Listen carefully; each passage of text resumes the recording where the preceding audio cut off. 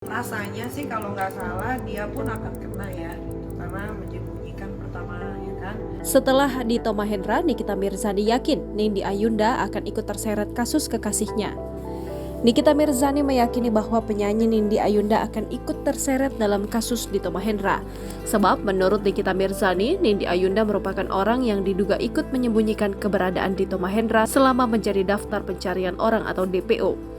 Hal tersebut dikatakan Nikita Mirzani saat ditemui di kawasan Kebayoran Lama, Jakarta Selatan, Jumat 8 September 2023.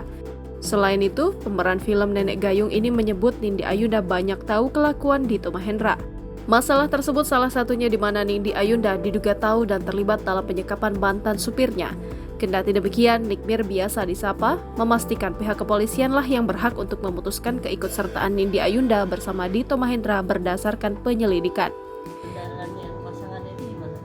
Pasangannya Nindi Ayunda itu ya, Nindi Ayunda juga ya, rasanya sih kalau nggak salah dia pun akan kena ya, gitu, karena menyembunyikan pertama ya kan. Kedua, banyak kejahatan yang memang Nindi Ayunda tahu apa yang Dito lakukan, gitu. Masalah penyekapan supir sama susternya itu kan memang itu kan dilakukan sama mereka berdua, dan disembunyikan di rumah orang tuanya Nindi Ayunda di daerah Pondok Pinang ya, situ gitu. Jadi pasti nanti akan merembet-rembet kemana-mana. Kayaknya sih harusnya dia kena ya, tapi ya kayaknya dia kena sih. Tapi kan itu kan nanti pengembangan lagi kan dari bapak-bapak kepolisian kan. Diberitakan sebelumnya pengusaha Dito Mahendra ditangkap Bareskrim Polri di Pulau Bali setelah sempat dinyatakan buron atau masuk daftar pencarian orang pada 2 Mei lalu.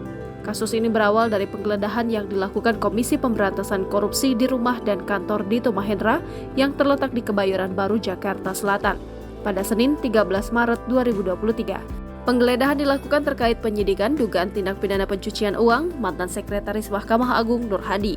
Dari penggeledahan itu ditemukan 15 pucuk senjata api yang setelah ditelusuri oleh Polri, 9 diantaranya berstatus ilegal. Namun saat itu Dito Mahendra tidak diketahui keberadaannya sehingga terus dilakukan pencarian oleh pihak kepolisian. Atas perbuatannya, Dito dijerat pasal 1 ayat 1 Undang-Undang Nomor 12 Tahun 1951 yang mengatur soal kepemilikan senjata api ilegal.